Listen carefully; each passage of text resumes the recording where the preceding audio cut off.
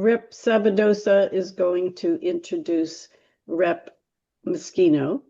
And we are so lucky to have Rep Sabadosa representing us in Congress, in the State House.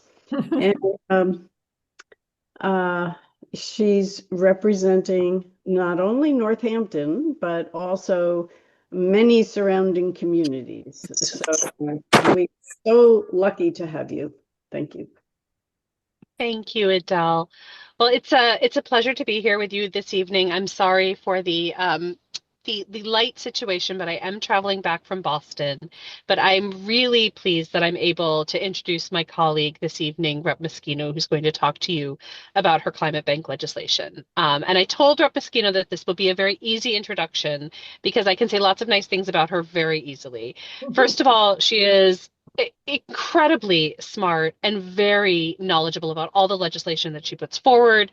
She's an incredibly collaborative person who is always willing to take time, like she's doing this evening, I think still sitting in her office in the State House, to share about her bills. And she really makes sure that members understand what she is working on, why it matters, and what we can do to support her. So I absolutely view her as a mentor. I turn to her for all things climate, and I'm really just thrilled to turn this over to her so that she can share more about her work. And I so look forward to listening to her conversation this evening. Oh my gosh. So you should right back at you, Rep. You are very, very well represented on Beacon Hill, and Lindsay is actually one of my great favorites. She is smart, she is fierce, she is doing it. She is sassy, which are all traits that I love, but mostly she is a thoughtful legislator who really reflects the district and quite frankly, she's fearless and she gets in there for all of you. And no topic is too big. No topic intimidates her and daunts her. It doesn't matter if it's highly complicated or super simple. You are very, very well represented. And it's been so lovely because we're not on any committees or anything together, but we do sit down the hall from each other. And, sometimes the State House being in proximity is who you become friendly with. But it's wonderful, and I'm very honored to call Lindsay Sapadosa my friend. So right back at you, Rep. So I am delighted to be here with you today. I enjoy doing all of these kinds of discussion groups, and I have to say, it has been, for a dry topic, it has been actually really very inspiring to see all of the people who are interested in climate finance. So I think, so without further ado, I'm actually here with my legislative aide, Jane Fulton, and I think she is going to,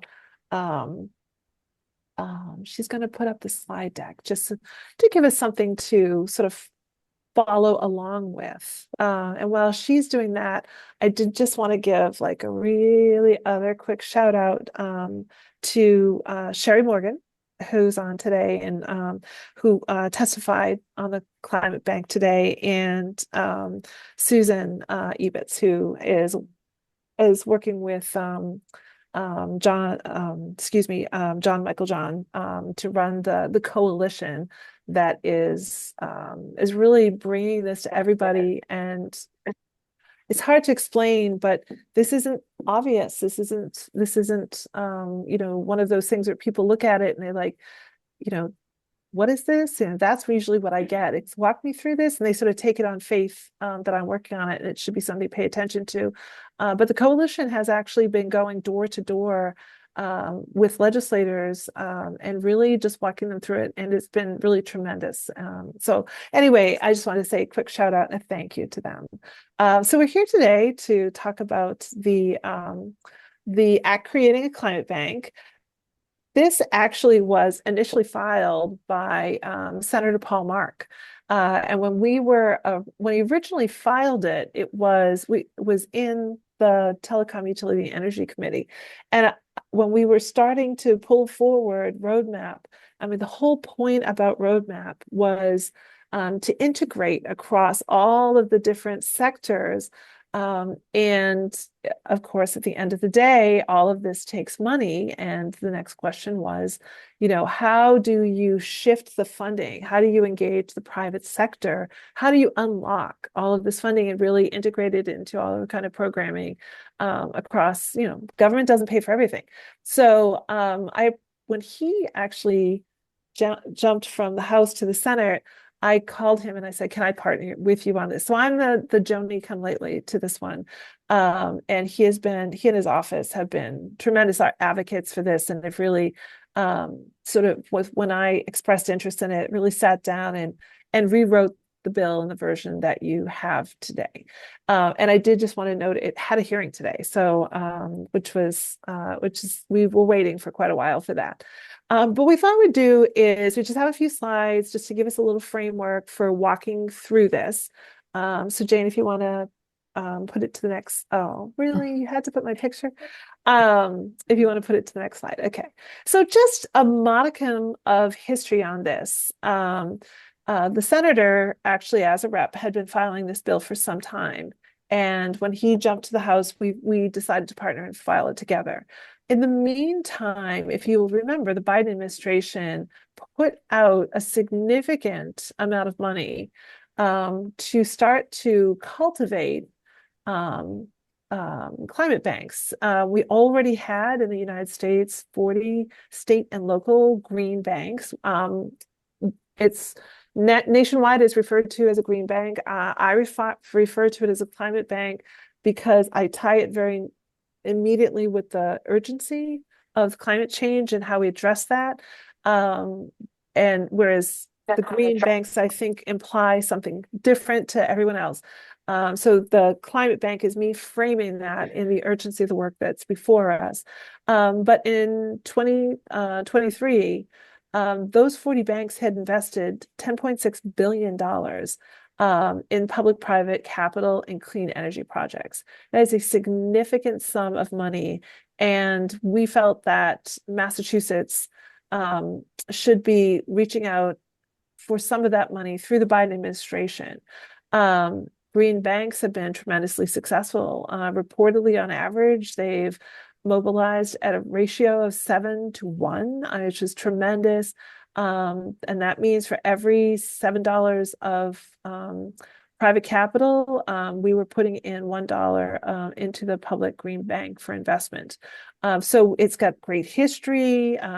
Probably the best one to look at is the closest one to us, which is the Connecticut Climate Bank. And they're mentoring us, if you will, in terms of what the opportunities are, to draft legislation. We've modeled it very closely on them. But the main takeaway is that the green banks from around the country demonstrate that there is a tremendous opportunity to decarbonize our economy and to drive our economic growth while we're doing that mitigation of emissions. And to provide greater energy security. So it really is that centerpiece of why we're doing all of this work, and how we fund it and how we integrate it into our larger economy. So in 2023, Governor Healy actually established by executive order the Mass Community Climate Bank, and it was really focused on the housing piece, affordable housing. It was very narrowly focused. It was very much designed as a good place to start, very much focused on getting some of the money that was coming out of the Biden administration at the time. They put it in place. They hired an amazing executive director, Maggie Superchurch. She jumped right to it and is doing a great job. And they started with what they refer to as the Energy Saver Home Loan Program.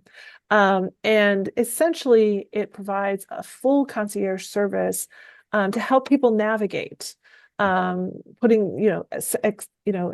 into this money and doing the kinds of savings in homes. And it's been tremendously successful. They celebrated 1 year in last May. Jane and I went to it, and they've had tremendous success. So we refiled, we were kind of on the fence about this. We refiled the bill because we just feel that it's limited by only targeting affordable housing, and that there is absolutely no reason why we shouldn't be taking it to scale. And I will also add that Massachusetts does have a history of Republican governors. Now, Governor Baker, he got the climate change thing. He understood it. He gave a great speech before he left office, really about the economics of it. But you don't know who's going to be next. And so executive orders can come and go within the strike of a pen. And it really is time to put this, to codify this in.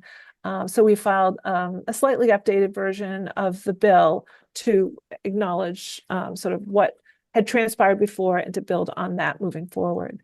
Jane, do you want to go to the next one? So the key features, so just so you'll have a copy of the bill, it actually had a hearing today, and a couple of you were there, and really appreciate the testimony. So just a couple of key features so everyone knows what we're talking about.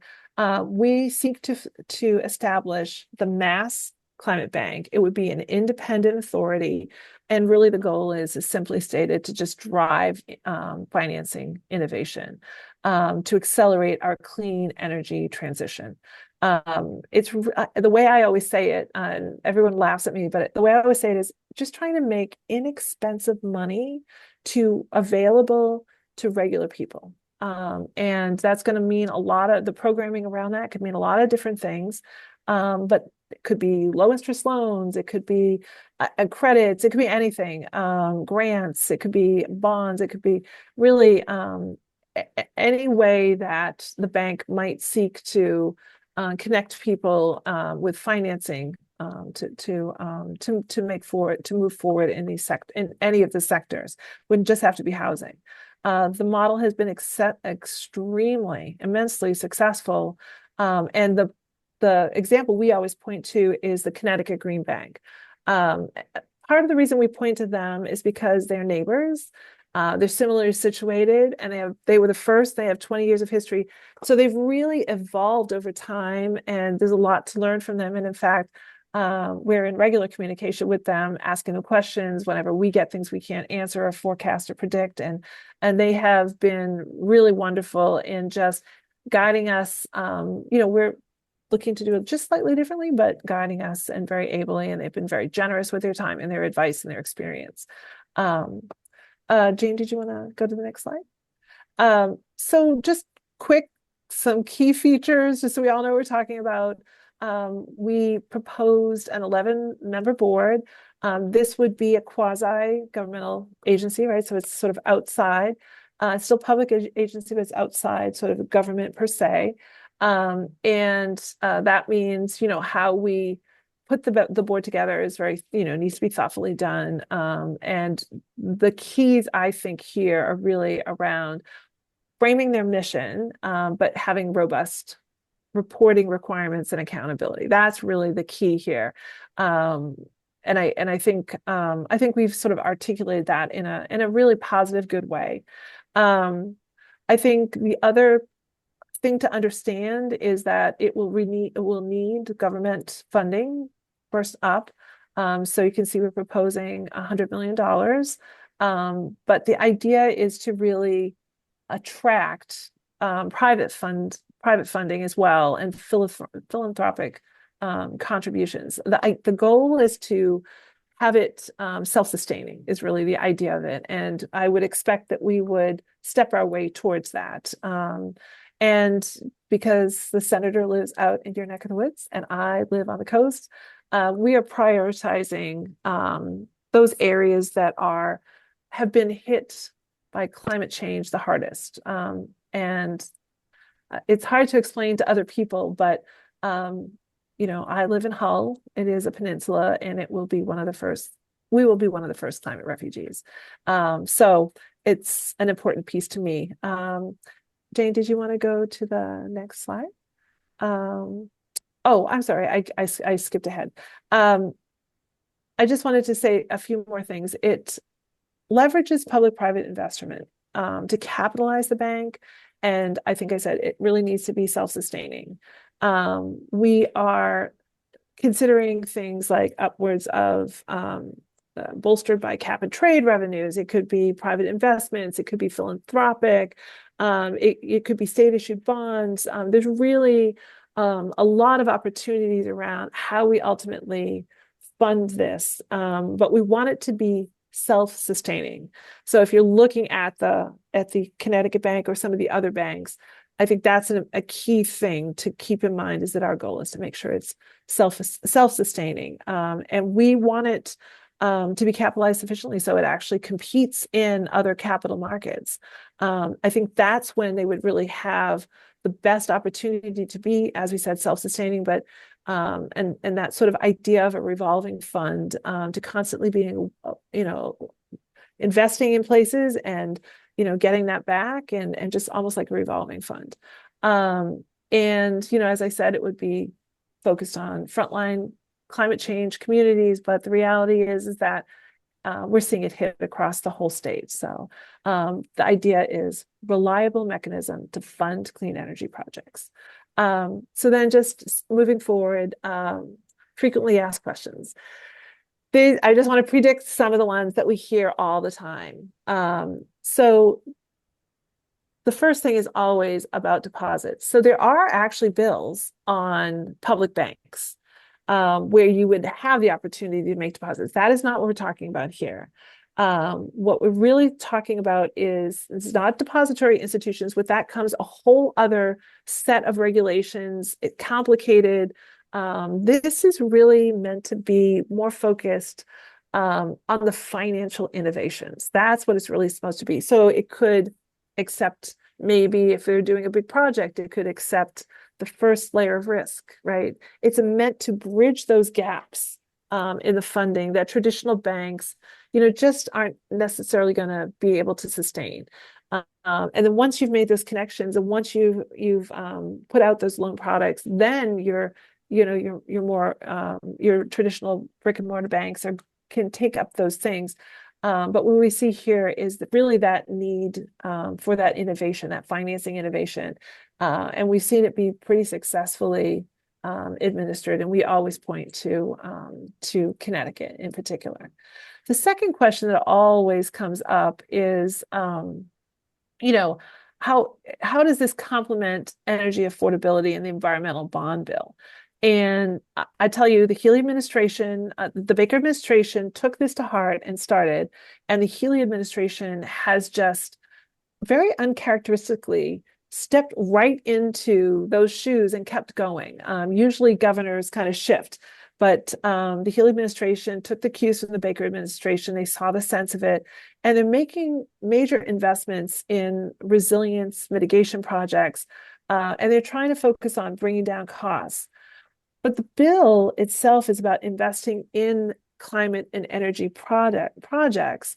And when you really think about it as making inexpensive money available, it's really about, investing in your own home, perhaps, or investing in a company, a startup company. I mean, there's really so many opportunities to engage across a broad spectrum of vehicles. And this is, so we feel like unlocking that potential, that money, and maybe taking on some of that risk on the front end will bring a lot more money to the table. When we think about the roadmap bill, the original roadmap bill, climate change is what happens to people, right? To regular people. The solution is economic. We all love the environment. That's what we're all trying to do. And those are all the strategies. But really the solution is to decarbonize our economy. And that's what we're really doing here. And so to be able to have a bank that's a public entity that can take some of that risk off and really engage all of that private money. And I think somewhere along the line, I read a report. It's probably the Watson report that we put into the chat, because that to me was the one that really articulated it in the most clear, simple, like layperson's terms, right? They talk about, government will sort of take on 20% of the cost, and the public dollars will be about 80%. So that's where this mechanism becomes so important. So then the other question we always get is, what's the difference between a green bank and a public bank? The public bank, which my friend and colleague Mike Connolly has actually put forward this session, is a general purpose institution. It's really designed to support public interest financing across a wide range of sectors. But the Green Bank is really, the Climate Bank was the way we talk about it, is really laser focused, and that's really meant to be financing projects and innovations that directly relate to the climate crisis and to remediating those things. So, its lending and its financial operations are really going to be specialized in accelerating the decarbonization and to really advancing all of those clean energy deployments, taking things to markets to scale, things like that, really creating a tool of ecosystems and money available for regular business, small, big, large initiatives, municipalities, really creating that tool, that ecosystem for climate resilience. So do you want to switch to the next slide? All right, so I'm excited to tell you that, I'll take questions in a minute. We're almost there, just one more slide. So I'm excited to tell you that the bill had a hearing today. We had asked them for a hearing late in the session to give us time to really start to make the rounds with stakeholders. And actually it was heard today, and a couple of you actually testified. Thank you very much. And I testified at the top in support of the legislation. I don't always, but I did this time because I really did want to frame it for people as I just did for you now. And then that would give really, as the advocates came in behind me, to really talk about all the different elements and all the possibilities. Really, Jane watched, we were in session today too. So Jane watched it, and everybody did a really great job. It was a very cogent. It's kind of interesting because it wasn't entirely coordinated, but it was very cogent. And we heard from environmental advocates like yourselves, interested people, business leaders, the philanthropic community. So really, the next step is, I think we have 60 days so they'll be taking testimony for the next, I think, Jane, what is it, the next week maybe? Or maybe through the end, until it's acted upon. So yeah, I think 2 weeks would probably be the best idea. I don't think we'll see anything happen over the holiday weekend. So if you're interested in submitting testimony, please do, and we can help you with the instructions. Just click on that. Thank you, John. And you can all follow the instructions. If you need help, just ping us, and we're happy to help you. But honestly, we have a template. It's super easy to do, and we are going to be following up with the committee, what they heard, what the testimony is, what information is still outstanding with them. I'm sure we'll follow up with mass bankers, make sure they have a good understanding of it, answer any of their questions, and we'll be making a push to see if we can, if they'll be willing to advance it. So, just keep up the good work. Make sure that the Committee on Financial Services is hearing from you, and stay in touch with Rep. Savadosa. She is a climate champion as well. She's been a tremendous partner, and has been really great. So stay in touch with her, make sure she knows what you're up to. And this is the latest and greatest. You're the first thing we've literally just testified today. So, happy to take some questions and hang out for a little while and talk about climate.